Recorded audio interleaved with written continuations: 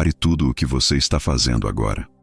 Porque o que eu vou te mostrar nos próximos 20 minutos pode mudar definitivamente a forma como você enxerga o dinheiro, o poder e o futuro da sua família.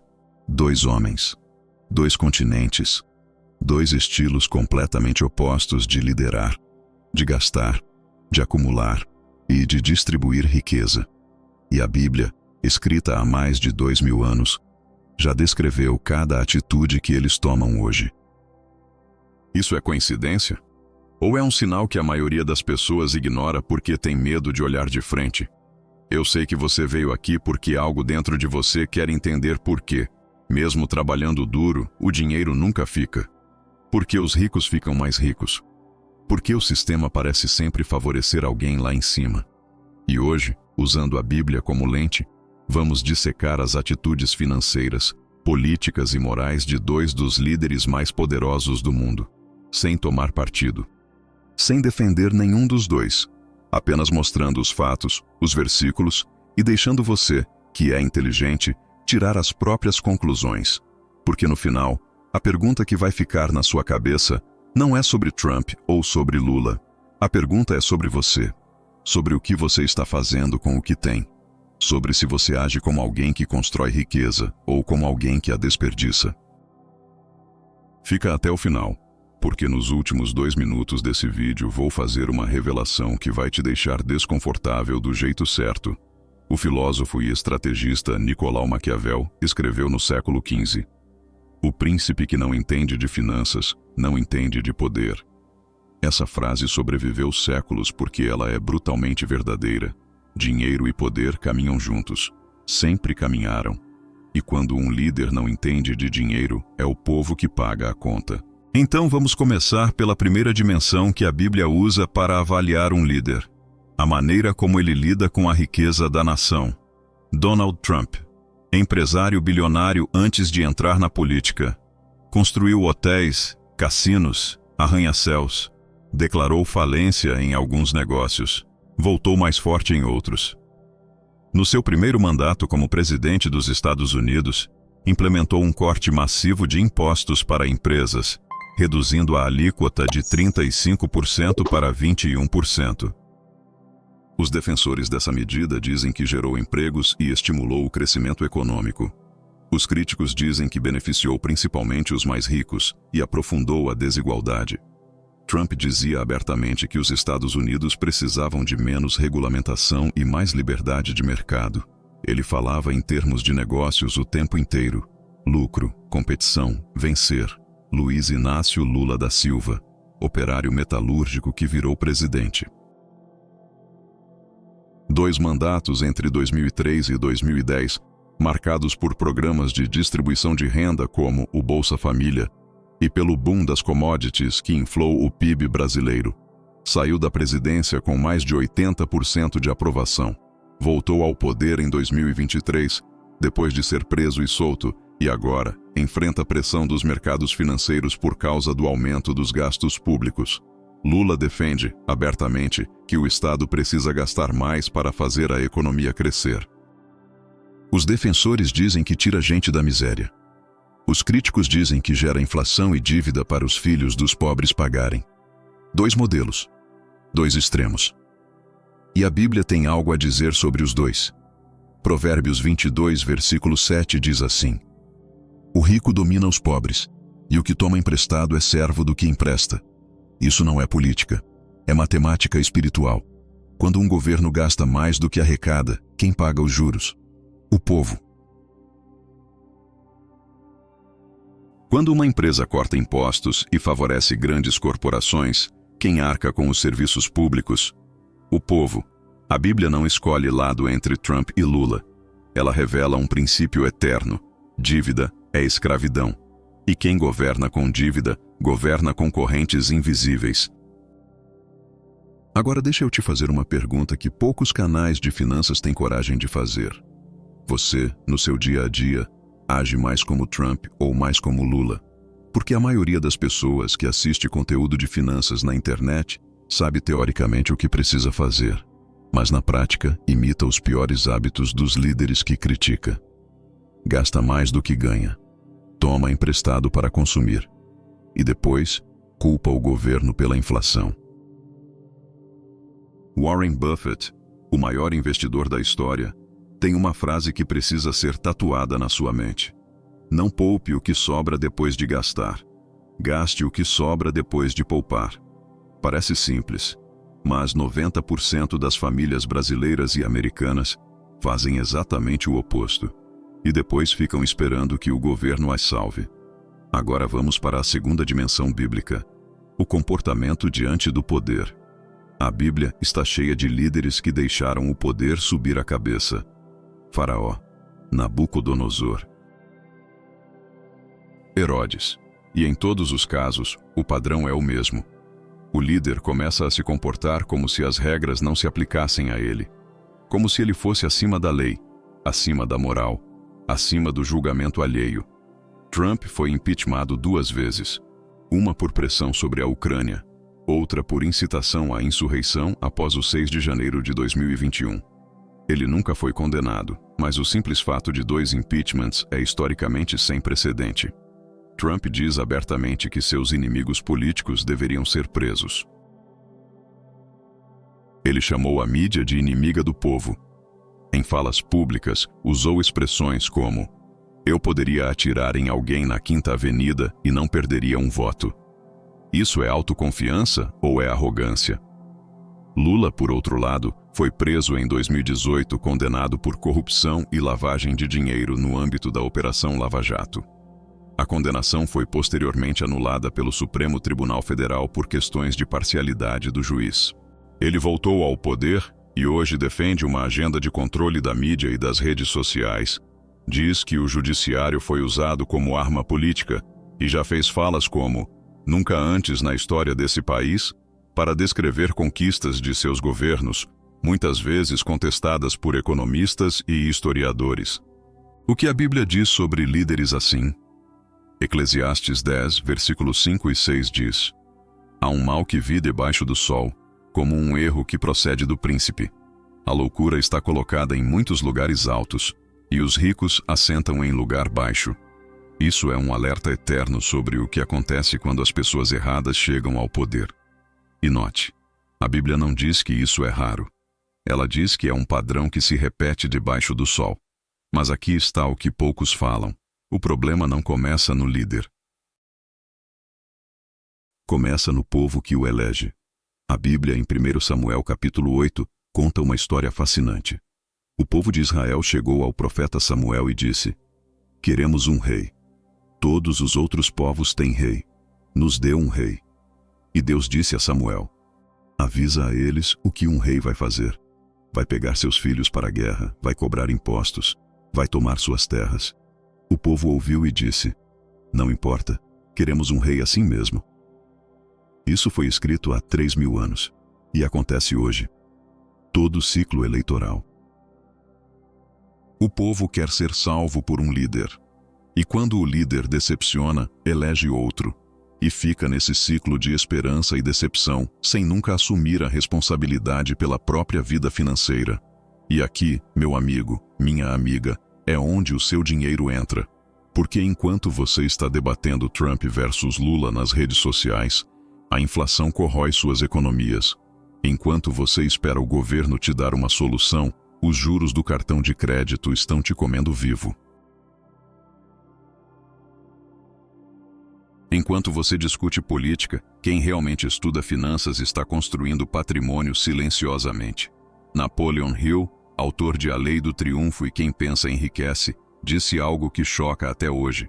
A maioria das pessoas está com medo de pensar em dinheiro de forma séria, porque foi ensinada que dinheiro é sujo, que querer ser rico é ganância e que aceitar a pobreza é humildade. Não, isso é uma mentira implantada nas mentes de pessoas trabalhadoras para que elas nunca questionem por que o sistema funciona como funciona. A Bíblia nunca disse que dinheiro é mau. O que ela disse, em 1 Timóteo 6, versículo 10, é que o amor ao dinheiro é a raiz de todos os males. Existe uma diferença enorme entre amar o dinheiro e gerenciar o dinheiro com sabedoria, entre idolatrar a riqueza e construir patrimônio para sua família. entre acumular por ganância e guardar por responsabilidade. E olha que curioso. Tanto Trump quanto Lula, em diferentes momentos, usaram a Bíblia como ferramenta de discurso. Trump levantou uma Bíblia em frente a uma igreja após dispersar manifestantes com gás lacrimogêneo em 2020, numa cena que gerou polêmica mundial. Lula frequentemente usa a linguagem messiânica em seus discursos, se coloca como alguém que foi perseguido, que ressurgiu, que veio para salvar os pobres. Os dois usam símbolos religiosos para construir narrativa de poder. E a Bíblia tem algo a dizer sobre isso também. Mateus 7, versículo 15 e 16. Acautelai-vos dos falsos profetas, que se aproximam de vós com vestes de ovelhas, mas interiormente são lobos vorazes. Pelos seus frutos os conhecereis. A Bíblia não diz para olhar para o que o líder fala, ela diz para olhar para o que ele produz, para os frutos, para os resultados reais na vida real das pessoas reais. Então, vamos aos frutos objetivos. Nos 2 primeiros anos do primeiro mandato de Trump, o desemprego americano caiu para níveis históricos, chegando a 3,5% antes da pandemia. O mercado de ações bateu recordes, mas a dívida nacional americana cresceu cerca de 6 trilhões de dólares durante seu governo, somando o período pré- e pós-pandemia. A riqueza dos bilionários americanos cresceu de forma desproporcional em relação à classe média. No primeiro mandato de Lula, entre 2003 e 2010, 22 milhões de brasileiros saíram da pobreza extrema. O salário mínimo cresceu de forma real. O Brasil passou a 10ª posição na economia global. Mas parte desse crescimento foi impulsionado por um ciclo de commodities que não dependia da política do governo. E o segundo mandato de Lula, que acabou em 2010, deixou bases para o desastre econômico que veio depois no governo Dilma. Nos dois casos, o que a história mostra é que líderes populares constroem crescimento de curto prazo, usando mecanismos que geram problemas de médio e longo prazo. Isso não é uma crítica política, é contabilidade. E Provérbios 21, versículo 5, diz exatamente isso. Os planos do diligente tendem somente para a abundância, mas os de quem é apressado tendem somente para a necessidade. Políticas populares são políticas apressadas. Elas resolvem o hoje e criam crises no amanhã. E quem paga o amanhã? Você, seus filhos, seus netos. Agora vou falar algo que talvez te incomode, mas que precisa ser dito. Tanto Trump quanto Lula têm algo em comum que vai além da política. Os dois construíram sua base de poder sobre a emoção das pessoas, não sobre a lógica financeira, não sobre dados, sobre raiva, sobre medo, sobre esperança emocional. Trump apela para o medo de perder o American Dream para imigrantes e para a elite globalista. Lula apela para a esperança dos mais pobres e para a raiva contra a elite econômica. Os dois sabem exatamente qual botão apertar para mobilizar multidões. E sabe o que a Bíblia diz sobre tomar decisões baseadas em emoção? Provérbios 4, versículo 23. Sobre tudo o que se deve guardar, guarda o teu coração, porque dele procedem as origens da vida. Guardar o coração não significa ser frio. Significa não deixar que as suas emoções ditem suas decisões financeiras. Não comprar impulsivamente porque você está eufórico. Não vender seus investimentos no pânico porque o mercado caiu. Não votar em alguém só porque ele faz você se sentir bem. Bob Proctor, um dos maiores nomes do desenvolvimento pessoal e da prosperidade mental, disse: o dinheiro é um resultado, riqueza é um resultado, saúde é um resultado, doença é um resultado. Nós vivemos em um mundo de causas e efeitos. Isso quer dizer que Trump e Lula não são causas, eles são efeitos. Efeitos de uma sociedade que não aprendeu a administrar dinheiro coletivamente. E aqui está a dimensão mais profunda desse vídeo. A Bíblia, em Lucas 16, versículo 11, diz: se, pois, não fostes fiéis nas riquezas injustas, quem vos confiará as verdadeiras? Isso é uma lei espiritual sobre dinheiro. Antes de você reclamar do Trump ou do Lula, Antes de você esperar que o governo cuide das suas finanças, a Bíblia pergunta: você foi fiel com o pouco que tem? Você gerenciou bem o salário que entra? Você poupou? Você investiu? Você educou seus filhos sobre dinheiro? Porque se a resposta for não, então nenhum presidente vai mudar sua situação financeira. Nem Trump com seu corte de impostos. Nem Lula com seu programa social. A prosperidade bíblica começa na sua decisão pessoal de ser fiel no pouco. Agora vamos à terceira dimensão. O legado que um líder deixa. Trump está na sua segunda passagem pela presidência americana.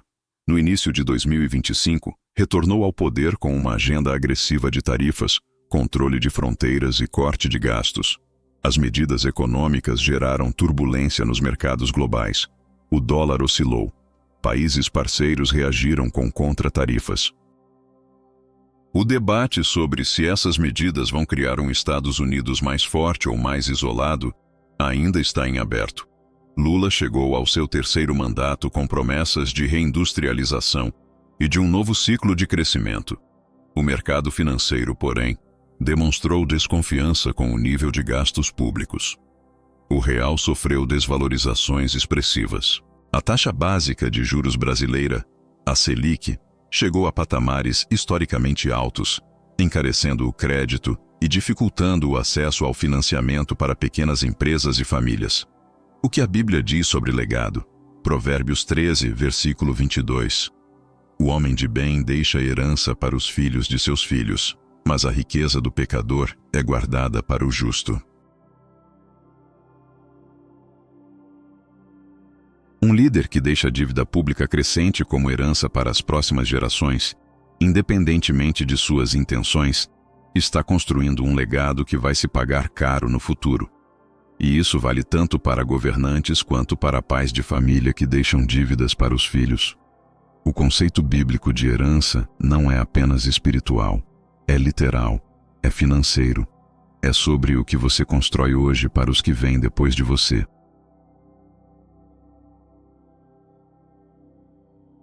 E quando um governo imprime dinheiro, aumenta a dívida ou cria programas que não se sustentam sem novos impostos, está transferindo a conta para quem ainda nem nasceu. Agora eu vou fazer algo diferente. Vou te dar um teste rápido. Se você respondeu sim para mais de 3 dessas perguntas, você precisa urgentemente rever sua estratégia financeira. Você não tem reserva de emergência de pelo menos 3 meses de gastos? Você tem dívidas com juros acima de 5% ao mês? Você não sabe exatamente quanto ganha, quanto gasta e quanto investe por mês? Você tomou decisão financeira baseada em emoção nos últimos 12 meses? Você está esperando o governo fazer algo para sua vida financeira melhorar? Cada sim que você deu é uma área onde, independentemente de quem está no governo, você está perdendo dinheiro agora mesmo. E veja a ironia. Trump e Lula, com todas as suas diferenças, têm em comum o fato de serem homens que chegaram ao topo do poder em seus países. Um como empresário que virou político, outro como trabalhador que virou político. E os dois, à sua maneira, acumularam influência, poder e capacidade de mobilizar bilhões de dólares. Isso nos leva a uma pergunta bíblica fundamental. Em Lucas 19, Jesus conta a parábola dos talentos. Um senhor deu dinheiro a 3 servos. Um recebeu 10, outro 5, outro 1. Os 2 primeiros investiram e dobraram o que tinham. O terceiro enterrou o seu por medo de perder. E quando o senhor voltou, ele elogiou os 2 primeiros e condenou o terceiro. Não por ser mau, mas por ser inerte, por não fazer nada com o que tinha recebido. Aqui está a pergunta que vai ficar ecoando na sua cabeça. O que você está fazendo com os talentos que você recebeu? Com o tempo que você tem? Com o salário que entra? Com as habilidades que você desenvolveu? Você está multiplicando ou enterrando?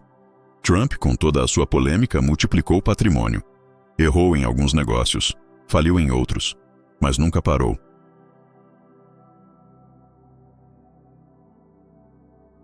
Lula, vindo do nada, do semiárido nordestino, sem completar o ensino fundamental, chegou à presidência do 8º maior PIB do mundo por 2 vezes. Independente do que você pensa deles politicamente, nenhum dos dois enterrou os próprios talentos. E a pergunta não é se você concorda com as escolhas deles. A pergunta é se você está usando o que tem com a mesma intensidade que eles usaram o que tinham. Porque você pode ter mais instrução que Trump tinha aos 20 anos. Você pode ter mais recursos que Lula tinha aos 30.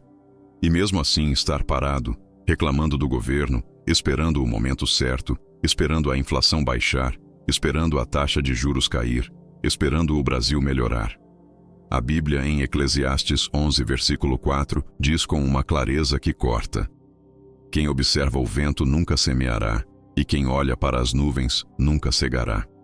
Sempre vai ter uma crise, sempre vai ter um político ruim no poder, sempre vai ter uma justificativa para não começar. Mas quem espera o momento perfeito para plantar nunca vai colher.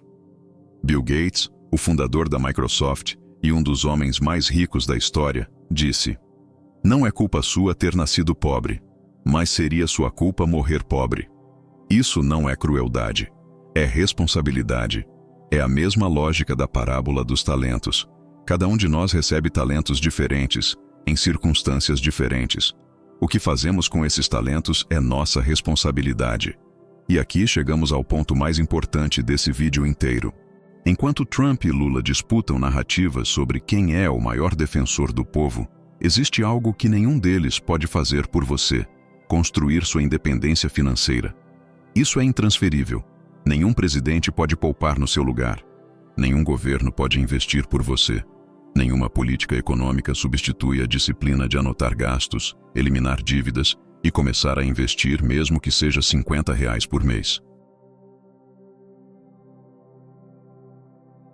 Sabe qual é o maior ativo que você tem que nem Trump nem Lula podem te tirar? O tempo. O tempo que você tem hoje para começar a construir algo. Cada dia que passa sem poupar é um dia de juros compostos que você perdeu. E juros compostos são a única magia real do mundo financeiro. Albert Einstein, que não era da área de finanças, mas era do mundo da física, chamou os juros compostos de a oitava maravilha do mundo. Quem entende, ganha. Quem não entende, paga.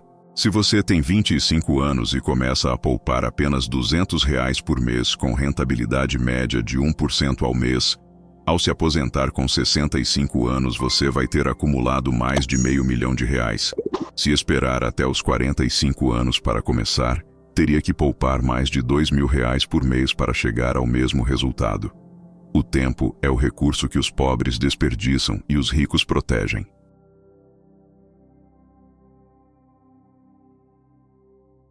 E voltando à Bíblia, porque é ela que unifica tudo nesse vídeo, Provérbios 6, versículos 6 a 8 diz: vai ter com a formiga, ó preguiçoso, observa os seus caminhos e sê sábio.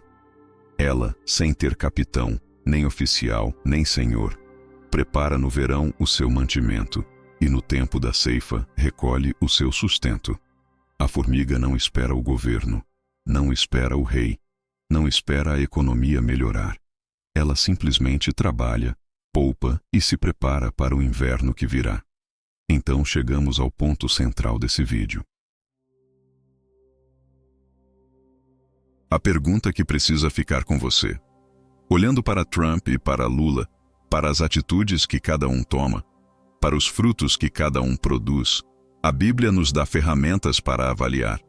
Mas o mais importante não é julgar nenhum dos dois.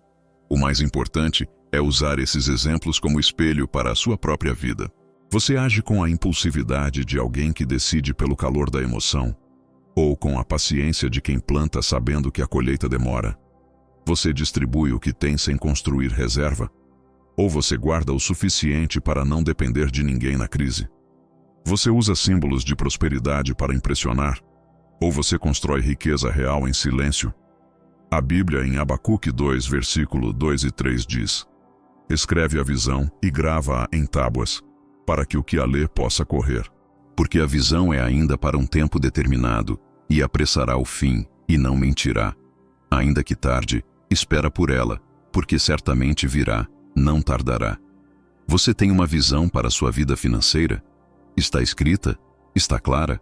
Porque sem visão, Você vai continuar vivendo na reação aos governos, ao mercado, à inflação e às crises, em vez de construir proativamente o futuro que você quer. E essa é a diferença real entre quem constrói riqueza e quem vive na correria financeira para sempre. Não é o governo, não é a herança, não é o país onde você nasceu. É a visão que você tem ou não tem para a sua própria vida. Então aqui vai a pergunta final, a que vai ficar com você muito depois que esse vídeo acabar.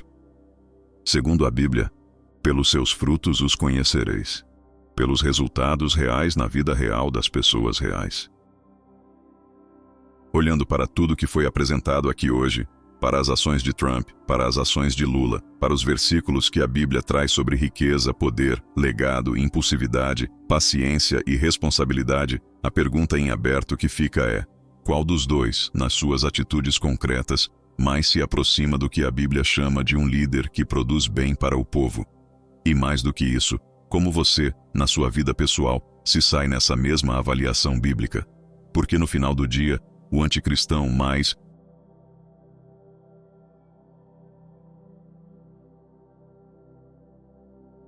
perigoso não está em nenhum palácio. Está dentro de você, quando você escolhe a preguiça em vez da diligência. Quando você escolhe a dívida em vez da poupança. Quando você escolhe culpar o governo em vez de assumir o controle da própria vida financeira. A Bíblia não foi escrita para te dar desculpa. Foi escrita para te dar poder. E o poder começa hoje, com uma decisão sua. Você não pode perder o vídeo acima. É um complemento desse de hoje. Deixe sua história nos comentários para motivar outras pessoas, algo que já superou, algo pelo que está lutando.